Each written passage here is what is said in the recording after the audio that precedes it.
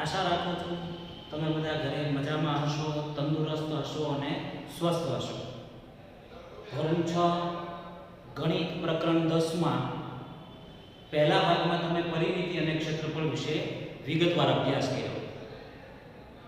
માપનના 2 point પરિમિતિ અને ક્ષેત્રફળ.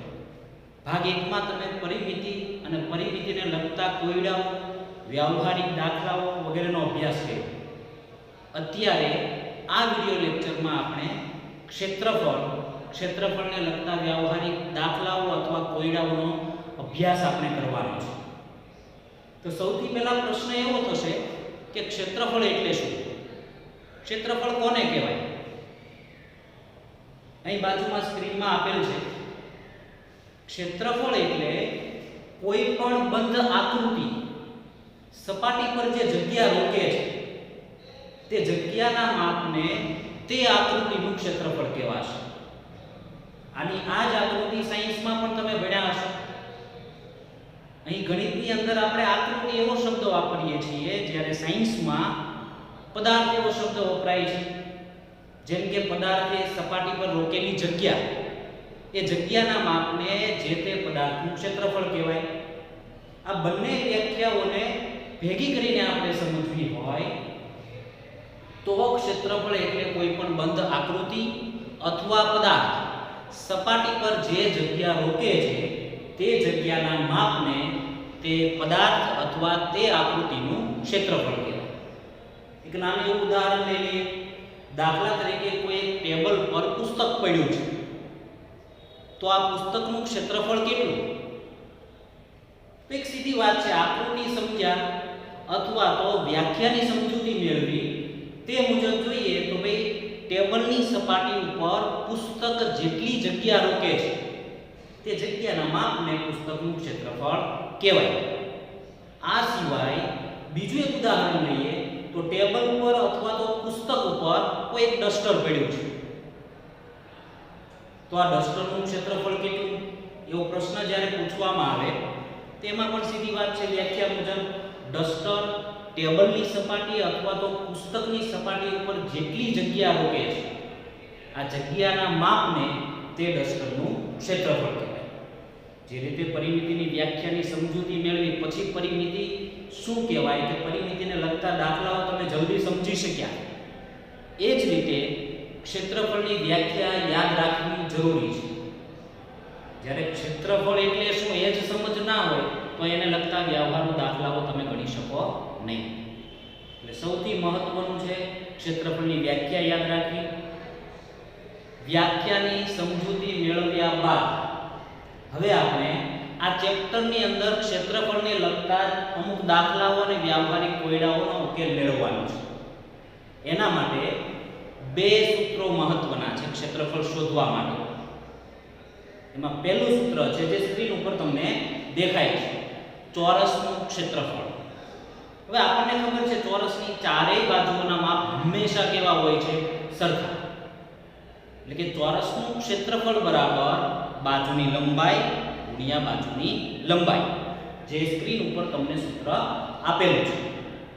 હવે બાજુની લંબાઈ એવા શબ્દો આપણે ધોરણ 4 અને 5 માં પણ તમે પરિમિતિ અને ક્ષેત્રફળને લગતા દાખલાઓ શીખી ગયા છો. અત્યારે તમે ધોરણ 6 માં અભ્યાસ કરો છો એટલે હવે એવા શબ્દોનો ઉપયોગ નહીં. લંબાઈને અંગ્રેજીમાં લેન્થ એટલે કે લંબાઈ માટે આપણે અહીંયા L શબ્દ અથવા તો L સંકેત યાદ રાખવાનો છે. અને એ જ રીતે પહોળાઈને અંગ્રેજીમાં બ્રેડથ કહેવાય છે, એટલે પહોળાઈ માટે આપણે B યાદ રાખવાનું છે. તો ચોરસનું ક્ષેત્રફળ શોધવાનું સૂત્ર થશે L ગુણ્યા L એટલે કે L નો સ્ક્વેર અથવા L ની 2 ઘાત. એ જ રીતે લંબચોરસ આકૃતિ હોય, લંબચોરસ પ્લોટ હોય કે કોઈ લંબચોરસ પદાર્થ હોય અને એનું ક્ષેત્રફળ મેળવવાનું હોય ત્યારે લંબચોરસનું ક્ષેત્રફળ શોધવાનું સૂત્ર આપણને આવડવું જોઈએ. લંબચોરસનું ક્ષેત્રફળ બરાબર લંબાઈ ગુણ્યા પહોળાઈ. પણ આપણે અહીંયા દાખલાઓની ગણતરીની અંદર લંબાઈની જગ્યાએ L અને પહોળાઈની જગ્યાએ B નો ઉલ્લેખ કરીશું. એટલે કે લંબચોરસનું ક્ષેત્રફળ બરાબર L ગુણ્યા B. હવે આ નિયમિત આકૃતિ એટલે કે ચોરસ અને લંબચોરસનું ક્ષેત્રફળ શોધવું હોય તો આ બંને સૂત્રોનો ઉપયોગ આપણે કરી શકીએ અને આ બંને સૂત્રોની મદદથી ચોરસ અને લંબચોરસ કોઈ પદાર્થ હોય કોઈ આકૃતિ હોય એનું ક્ષેત્રફળ આપણે ઈઝીલી મેળવી શકીશું. પણ જ્યારે કોઈ અનિયમિત આકૃતિ હોય કે જેને પરફેક્ટ યોગ્ય આકાર ન હોય કે એની લંબાઈ કે પહોળાઈ આપણે દર્શાવી શકીએ તો એવી અનિયમિત આકૃતિઓનું ક્ષેત્રફળ પૂછવામાં આવે તો એના માટે સૂત્રોની નીચે જ તિર્યક સ્કેચ પેપરની મદદથી પણ ક્ષેત્રફળ આપણે મેળવી શકીએ છીએ. તો તમારા મનમાં એક એવો પ્રશ્ન થતો હશે કે આ તિર્યક સ્કેચ પેપર આવે કેવું? તિર્યક સ્કેચ પેપર અથવા તો ગ્રાફ પેપર અથવા જેને આપણે આલેખ પત્ર તરીકે ઓળખીએ છીએ જે સ્ક્રીન ઉપર તમને દેખાય છે.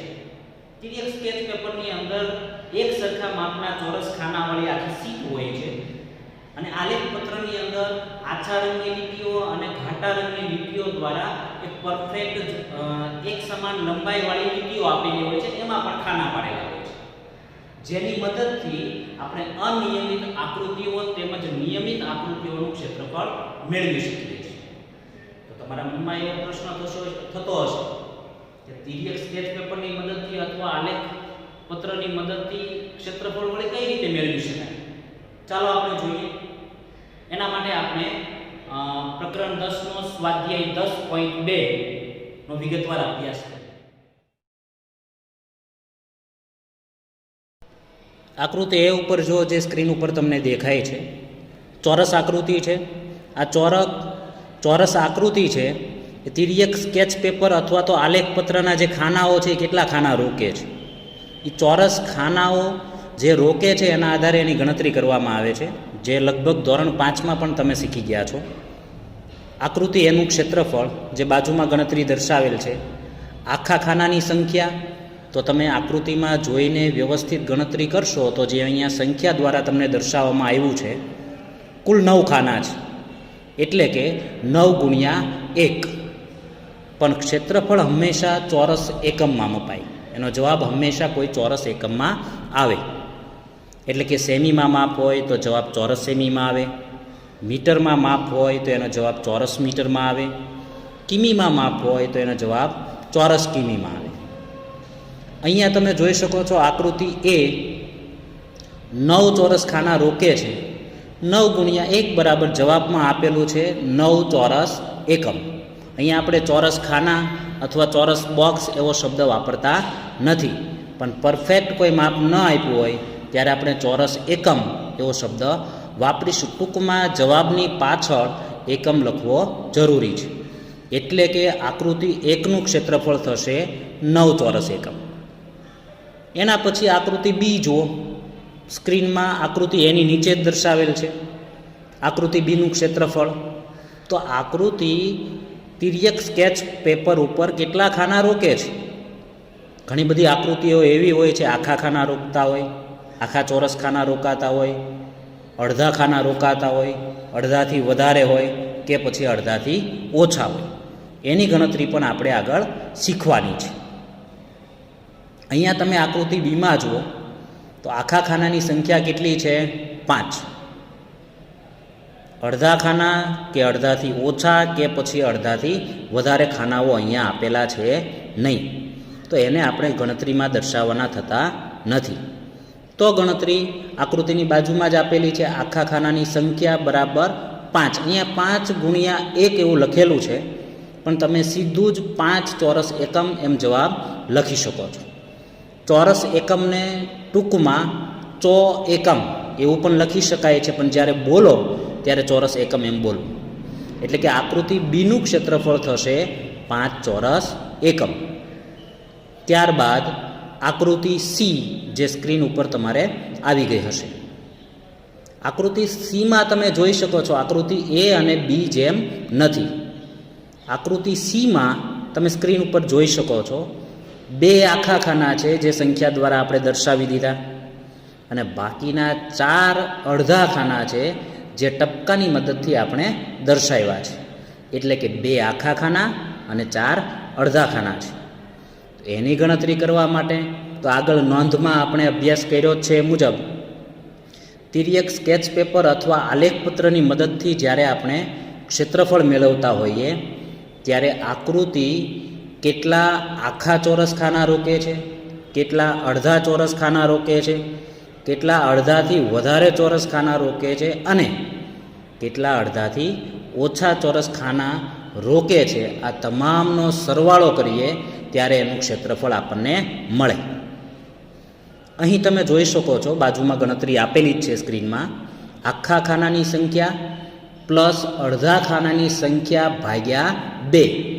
આમ ન લખવું હોય તો આખા ખાનાની સંખ્યા પ્લસ 1/2 અડધા ખાનાની સંખ્યા એમ પણ તમે લખી શકો. અહીંયા આખા અને અડધા બે જ ખાનાનો ઉલ્લેખ થયો છે એટલે આપણે બેનો જ ઉપયોગ કરીએ છીએ. તો ગણતરી એવી થશે, આખા ખાનાની સંખ્યા કેટલી છે 2 પ્લસ અડધા ખાનાની સંખ્યા કેટલી છે 4 અને એને સૂત્ર મુજબ ભાગ્યા 2. તો તમે જુઓ તો આખા ખાના 2 અને સૂત્ર મુજબ 4 ભાગ્યા 2 કરીએ તો કેટલા થશે 2, એટલે કે 2 + 2 = 4 ચોરસ એકમ. એટલે કે આકૃતિ સીનું ક્ષેત્રફળ 4 ચોરસ એકમ થશે. ત્યારબાદ આકૃતિ ડી જોઈએ. લંબચોરસ છે, માત્ર આખા જ ખાના દર્શાવેલા છે, જેનું ઝડપથી હવે તમે અત્યાર સુધી તિર્યક સ્કેચ પેપરની મદદથી ખાનાઓની ગણતરી કરીને ક્ષેત્રફળ મેળવતા હવે ઇઝી પડતું હશે, તમને સહેલું લાગતું હશે. હવે થોડી ઝડપ વધારીએ. આકૃતિ ડીનું ક્ષેત્રફળ જે સ્ક્રીન ઉપર ગણતરી દર્શાવેલી છે, આખા ખાનાની સંખ્યા. તો આકૃતિ જુઓ, આકૃતિ છે એ તિર્યક સ્કેચ પેપરના કેટલા આખા ખાના રોકે છે. અંદર આપણે ગણતરી આંકડાઓ મુજબ દર્શાવેલી જ છે. કેટલા છે 8 ખાના. એટલે કે આકૃતિ ડીનું ક્ષેત્રફળ થશે 8 ચોરસ એકમ. ફરી એકવાર કહું છું, ક્ષેત્રફળના જવાબમાં હંમેશા સંખ્યાની બાજુમાં એકમ લખવો જરૂરી છે. અહીંયા તમે જોઈ શકો છો જવાબ બરાબર 8 ચો એકમ, પણ અહીંયા બોલવામાં ચો એકમ એવું બોલવાનું નથી. લખવામાં શોર્ટમાં તમે ચો એકમ એવું લખી શકો છો, પણ બોલવામાં ચોરસ એકમ બોલવાનો રહેશે. ત્યારબાદ નેક્સ્ટ પછીની આકૃતિ જોઈએ, આકૃતિ ઈ. આકૃતિ ઈ જોશો તો એમાં પણ પૂરા આખા ચોરસ જ રોકાય છે. અડધા ખાના કે અડધાથી વધારે કે અડધાથી ઓછા આકૃતિ જગ્યા રોકતી નથી. એટલે એની ગણતરી પણ એકદમ સિમ્પલ થશે. આખા ચોરસ ખાનાની સંખ્યા = તમે જોઈ શકો છો ગણતરીમાં એ 1 2 3 4 એમ કરીને 10 ખાના રોકાય છે. તો આકૃતિ ઈનું ક્ષેત્રફળ કેટલું થશે? તો આ ગણતરીના આધારે આપણે કહી શકીએ છીએ કે આકૃતિ ઈનું ક્ષેત્રફળ 10 ચોરસ એકમ થશે. ત્યારબાદ નેક્સ્ટ આકૃતિ એફ જુઓ. એના અંદર આકૃતિ એફમાં આખા ખાનાનો ઉપયોગ થયેલો છે અને અડધા ખાનાનો પણ ઉપયોગ થયેલો છે. જેવો એક દાખલો, એક ગણતરી આગળ આપણે આવી ગઈ છે. આકૃતિ એફનું ક્ષેત્રફળ બરાબર આખા ખાનાની સંખ્યા પ્લસ અડધા ખાનાની સંખ્યા ભાગ્યા 2. આ બંનેનો જ્યારે આપણે સરવાળો કરીશું ત્યારે આકૃતિ એફનું ક્ષેત્રફળ આપણને મળે. ગણતરી મુજબ જોઈએ તો આખા ખાનાની સંખ્યા 2 છે. અડધા ખાનાની સંખ્યા ગ્રીન ટપકા દ્વારા દર્શાવેલ છે, જેને ગાણિતિક ભાષામાં આપણે બિંદુ કહીએ, પણ તમે જલ્દી સમજો એટલા માટે અહીંયા આપણે ટપકું એવો શબ્દ વાપરીશું. તો 2 પ્લસ અડધા ખાનાની સંખ્યા કેટલી છે 4, એને ભાગ્યા 2 એટલે કે 4ના અડધા, તો = 2 + 2 જે સ્ક્રીન ઉપર તમને દેખાય છે. એટલે કે આકૃતિ એફનું ક્ષેત્રફળ કેટલું થાય 4 ચોરસ એકમ. સમજાય છે ને? આગળ વધીએ. આકૃતિ જી જે સ્ક્રીન ઉપર તમને દેખાય છે. પુસ્તકની બેઠી જ આકૃતિ અહીંયા તમારી સમક્ષ રજૂ કરવાનો પ્રયત્ન કર્યો છે, જેથી કરીને તમારે પુસ્તકની પણ જરૂર પડશે નહીં. આકૃતિ જીમાં પણ તમે જોશો તો 4 આખા ખાના રોકાય છે, એટલે કે આખા ચોરસ રોકાય છે, અને 4 અડધા ચોરસ રોકાય છે. એના આધારે અહીં આખા ખાનાની સંખ્યા અથવા તો આખા ચોરસની સંખ્યા એવો શબ્દ પણ વાપરી શકો છો ગણતરીની અંદર શબ્દોમાં. આખા ખાનાની સંખ્યા અથવા આખા ચોરસની સંખ્યા પ્લસ અડધા ચોરસની સંખ્યા અથવા અડધા ખાનાની સંખ્યા ભાગ્યા 2. એ મુજબ ગણતરી કરીએ તો આખા ખાનાની સંખ્યા 4 છે, અડધા ખાનાની સંખ્યા 4 છે અને ભાગ્યા 2 કરો એટલે કે 4ના અડધા કરીએ તો 4 + 2. તો તમારો જવાબ આવશે આકૃતિ જીનું ક્ષેત્રફળ બરાબર 6 ચોરસ એકમ. ત્યારબાદ એચ આકૃતિ જુઓ. એચ આકૃતિ એકદમ સિમ્પલ છે. માત્ર આકૃતિ આખા ચોરસ જ રોકે છે. અડધા ચોરસ કે અડધાથી વધારે કે અડધાથી ઓછા ચોરસનો ઉલ્લેખ અહીંયા કરેલો નથી. એકદમ સાદી ગણતરી કરી નાખીએ આપણે. આખા ખાનાની સંખ્યા બરાબર, તો તમે જોઈ શકો છો આકૃતિની અંદર આકૃતિ આખા કેટલા ખાના રોકે છે તો કે 5. તો આકૃતિ એચનું ક્ષેત્રફળ કેટલું થશે? 5 ચોરસ એકમ. એના પછી આગળ વધીએ. આકૃતિ આઈ જે સ્ક્રીન ઉપર તમને દેખાય છે એનું ક્ષેત્રફળ મેળવીએ. અહીં પણ તમે જુઓ તો આકૃતિ આઈ છે એ તિર્યક સ્કેચ પેપરના પૂરા ખાના જ રોકે છે, એટલે કે આખા ચોરસ જ રોકાયેલા છે. અડધા ખાના કે અડધાથી વધારે કે અડધાથી ઓછા ખાના અહીંયા દર્શાવવામાં આવ્યા નથી. તો એની ગણતરી એકદમ સિમ્પલ છે. આખા અથવા તો આકૃતિ એ રોકેલા આખા ચોરસની સંખ્યા અથવા આખા ખાનાની સંખ્યા બરાબર ગણતરી કરશો તો આવે છે 9. તો આકૃતિ આઈનું ક્ષેત્રફળ કેટલું થશે? 9 ચોરસ એકમ. એના પછીની આકૃતિ જોઈએ. આકૃતિ જે ત્રિકોણ આકાર દર્શાવે છે. અહીં આ આકૃતિમાં આખા ખાના એટલે કે આખા ચોરસ અને અડધા ચોરસ એમ બંનેનો ઉપયોગ કર્યો છે. એટલે કે આકૃતિ એમ બંને પ્રકારના ખાનાઓને રોકે છે. એનું ક્ષેત્રફળ મેળવી લઈએ. આખા ખાનાની સંખ્યા પ્લસ અડધા ખાનાની સંખ્યા અથવા અડધા ચોરસની સંખ્યા ભાગ્યા 2. બંનેનો સરવાળો કરીશું એટલે આકૃતિ જેની ક્ષેત્રફળ આપણને મળી જશે. આખા ખાનાની સંખ્યા 2 છે પ્લસ અડધા ખાનાની સંખ્યા 4 છે, જેને ભાગ્યા 2 કરીશું એટલે કે 4ના અડધા કરીશું તો આવશે 2 + 2. એટલે કે આકૃતિ જેનું ક્ષેત્રફળ થશે 4 ચોરસ એકમ. અહીં ખાસ નોંધ લેશો, જવાબમાં ખાલી 4 લખશો તો એ જવાબ અપૂર્ણ ગણાય છે. ગણતરી દરમિયાન લખતા હોઈએ ત્યારે જવાબમાં જે તે જવાબની પાછળ એટલે કે સંખ્યાની પાછળ એકમ દર્શાવવો ખૂબ મહત્ત્વનો છે. આગળ વધીએ. આકૃતિ કે સ્ક્રીન પર ધ્યાનથી જુઓ. આકૃતિ કે છે એમાં 2 અડધા ખાના રોકાયેલા છે અને 4 આખા ખાના રોકાયેલા છે.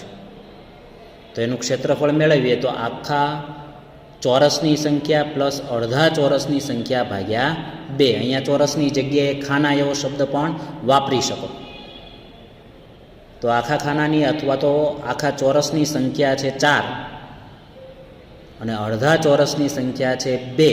એને ભાગ્યા 2 કરીએ તો 2 એકા 2 એટલે કે 4 + 1 બરાબર આકૃતિ કેનું ક્ષેત્રફળ થશે 5 ચોરસ એકમ, જે અહીંયા પીળા રંગ દ્વારા અથવા તો યલો રંગ દ્વારા દર્શાવવામાં આવેલ છે. નેક્સ્ટ એની પછીની આકૃતિ જુઓ. આકૃતિ એલ જે થોડીક અલગ લાગે છે. એમાં આખા ખાના એટલે કે પૂરા ખાના અથવા પૂરા ચોરસ, અડધા ચોરસ અને અડધા કરતાં વધારે ભાગ રોકાયેલો હોય એવા ચોરસ, એમ 3 પ્રકારના ચોરસ રોકાયેલા છે. આગળ સમજૂતી અથવા તો નોંધમાં જે સમજ્યા તે મુજબ જોઈએ તો આખા ખાનાની સંખ્યા કેટલી છે? તો અહીંયા સ્ક્રીન પર તમે જોઈ શકો છો 1, 2 અને 3. 3 આખા ખાના રોકાય છે. અડધા ખાનાની સંખ્યા, તો અડધા ખાના માટે આપણે અહીંયા તમે જોઈ શકો છો ગ્રીન ટપકા કરેલા છે આકૃતિમાં. સીધી ખ્યાલ આવે છે કે ભાઈ અડધા ખાનાની સંખ્યા કેટલી છે? 4. ગણતરી કરીએ ત્યારે અડધા ખાનાની સંખ્યા જે હશે એને ભાગ્યા કેટલા કરી નાખવા પડશે? 2 એટલે કે અડધા, અને પ્લસ અડધાથી વધારે ખાનાની સંખ્યા. જ્યારે આકૃતિ અડધાથી વધારે ખાના રોકતી હોય ત્યારે અડધાથી વધારે ખાનાની જે સંખ્યા છે એનું મૂલ્ય આપણે પૂરેપૂરું જ ગણવાનું છે. એટલે કે અહીંયા તમે જો બ્લુ ટપકા આપ્યા છે કે બ્લુ બિંદુઓ વડે જે ખાનાઓ દર્શાવેલા છે એ આકૃતિ અડધા કરતાં વધારે ખાના રોકે છે. તો 3 હોવાથી એનું મૂલ્ય પણ કેટલું થશે ગણતરીની અંદર? પૂરેપૂરા 3. તો આપણો જવાબ આવશે આખા ખાના બરાબર 3 અડધા ખાના 4 એટલે કે એના અડધા કરીએ તો 2 અને પ્લસ અડધાથી વધારે 3 એટલે કે 3 પ્લસ 2 પ્લસ 3. તો આકૃતિ એલનું ક્ષેત્રફળ થશે 8 ચોરસ એકમ. વધારે સમજવા માટે પછીની આકૃતિ જુઓ, આકૃતિ એમ. અહીં આકૃતિમાં તમે જોશો તો સ્ક્રીન પર આકૃતિની બાજુમાં એક નોંધ લખેલી છે પીળા અક્ષરમાં. અહીં અડધાથી વધુ ખાનાની સંખ્યાનું મૂલ્ય આખી સંખ્યા તેમજ અડધાથી ઓછા ખાનાની સંખ્યાનું મૂલ્ય છે એ શૂન્ય લેવાનું રહેશે. એટલે કે આકૃતિનો જે ભાગ અડધાથી વધારે ખાના રોકે છે એનું મૂલ્ય પૂરેપૂરું ગણવાનું છે, અને આકૃતિનો જે ભાગ એટલે કે જેટલા ખાના અડધાથી ઓછા રોકાય છે એને આપણે અહીંયા ગણતરીમાં લેવાના નથી. એટલે કે એનું મૂલ્ય આપણે શૂન્ય સમજવાનું છે. ગણતરી પણ નીચે આપેલી છે. આખા ખાનાની સંખ્યા પ્લસ અડધા ખાનાની સંખ્યા ભાગ્યા 2 પ્લસ અડધાથી વધારે ખાનાની સંખ્યા જે આકૃતિમાં બ્લુ ટપકા દ્વારા દર્શાવવામાં આવેલ છે, અને અડધાથી ઓછા ખાનાની સંખ્યા. પણ અહીં અડધાથી ઓછા ખાનાની સંખ્યા આપણે દર્શાવેલ નથી. તો ગણતરી કરીએ તો આખા ખાના 7 છે જે રેડ અક્ષરમાં આકૃતિમાં દર્શાવેલ છે, પ્લસ અડધા ખાનાની સંખ્યા તો અહીંયા દર્શાવેલ છે જ નહીં એટલે કે 0. અડધાથી વધારે ખાનાની સંખ્યા તો તમે ગણી શકો છો, બ્લુ કલરના ટપકા છે કેટલા છે, બિંદુઓ કેટલા છે તો કે 7. અને પ્લસ અડધાથી ઓછા ખાનાની સંખ્યા જે આકૃતિમાં આપણે દર્શાવેલ નથી પણ તમે ધ્યાનથી જોશો તો કેટલા છે 4. પણ એની ગણતરી કરીએ ત્યારે અડધાથી ઓછા ખાનાની સંખ્યા જે 4 છે એનું મૂલ્ય કેટલું થઈ જશે 0. તો ફાઇનલ ગણતરી કરીએ તો 7 પ્લસ 0 પ્લસ 7 પ્લસ 0 એટલે કે ગણતરીની અંદર પૂરા ચોરસની સંખ્યા અને અડધાથી વધારે ચોરસની સંખ્યા જ લેવામાં આવી છે. અડધા ખાના તો છે જ નહીં, અને અડધાથી ઓછા ચોરસ છે એને આપણે અહીંયા ગણતરીમાં લીધા નથી. આ દ્રષ્ટિએ આગળ વધીએ તો આકૃતિ એમનું ક્ષેત્રફળ થશે 14 ચોરસ એકમ. નેક્સ્ટ એના પછી લાસ્ટ આકૃતિ જોઈ લઈએ, જે તિર્યક સ્કેચ પેપરની અંદર આકૃતિ આપેલી છે. આગળ જે નોંધ આપણે સમજી ગયા એ મુજબ એ નોંધનો ઉપયોગ અહીંયા પણ થશે. અડધાથી વધારે ખાના હશે એનું મૂલ્ય પૂરેપૂરું ગણવાનું છે, અને અડધાથી ઓછા ચોરસ છે એનું મૂલ્ય આપણે ગણવાનું નથી. એટલે કે અડધાથી ઓછા દાખલા તરીકે 5 ખાના હોય પણ જ્યારે ગણતરી કરીએ ત્યારે એ 5નું મૂલ્ય કેટલું થઈ જશે 0. આકૃતિને તમે ધ્યાનથી જોશો તો રેડ અક્ષરમાં અહીંયા તમને પૂરા ખાના રોકાયેલા છે ને એ અંકો દર્શાવેલા છે. એના આધારે તમે ઝડપથી સમજી શકશો કે પૂરા ખાનાની સંખ્યા કેટલી છે 9. એટલે કે આખા ચોરસની સંખ્યા અથવા આખા ચોરસ ખાનાની સંખ્યા પ્લસ અડધા ખાનાની સંખ્યા ભાગ્યા 2 પ્લસ અડધાથી વધારે ખાનાની સંખ્યા પ્લસ અડધાથી ઓછા ખાનાની સંખ્યા. અહીંયા આપણે ખાનાના શબ્દ વાપરીએ છીએ એની જગ્યાએ ચોરસ એવો શબ્દ પણ વાપરી શકીએ. આકૃતિમાં જોઈ શકો છો આખા ચોરસની સંખ્યા 9 છે. અડધા ખાનાની સંખ્યા અહીંયા નથી. અડધાથી વધારે ખાનાની સંખ્યા તમે ગણશો તો 10 છે, 9 છે. અને 9નું મૂલ્ય અહીંયા આપણે પૂરેપૂરું જ ગણતરીમાં લેવાનું છે એટલે કે 9 થશે. અને અડધાથી ઓછા ખાનાની સંખ્યા તમે જોશો ને, ધ્યાનથી જોશો ને તો 6 ખાના એવા છે જે અડધાથી ઓછા, તો એનું મૂલ્ય આપણે 0 સમજવાનું છે. એ મુજબ ગણતરી કરીએ તો અહીંયા ગુણાકારની દ્રષ્ટિએ જો ગણતરી બતાવેલી છે. 9 ગુણ્યા 1 જે આખા ખાના દર્શાવે છે, 0 ગુણ્યા 1 દ્વિતીયાંશ જે અડધા ખાના દર્શાવે છે, 9 ગુણ્યા 1 જે અડધા કરતાં વધારે ખાનાની સંખ્યા દર્શાવે છે, અને લાસ્ટમાં 6 ગુણ્યા 0 અથવા 0 જે અડધા કરતાં ઓછા ખાનાની સંખ્યા દર્શાવે છે. એ મુજબ ગણતરી કરો તો 9 plus 0 plus 9 plus 0 is equal to 18 ચોરસ એકમ. અહીં આપણે સ્વાધ્યાય 10.2 માં જુદી જુદી આકૃતિઓ તિર્યક સ્કેચ પેપર ઉપર અથવા તો આલેખપત્ર ઉપર દર્શાવેલી હતી, જેની આવરિત ચોરસની ગણતરીના આધારે આપણે ક્ષેત્રફળ મેળવવાનો પ્રયાસ કર્યો, જે તમે વિગતે અભ્યાસ કર્યો છે. અને આવી જ બીજી અમુક આકૃતિઓ છે, તમે ઘરે પણ અભ્યાસ કરી શકો.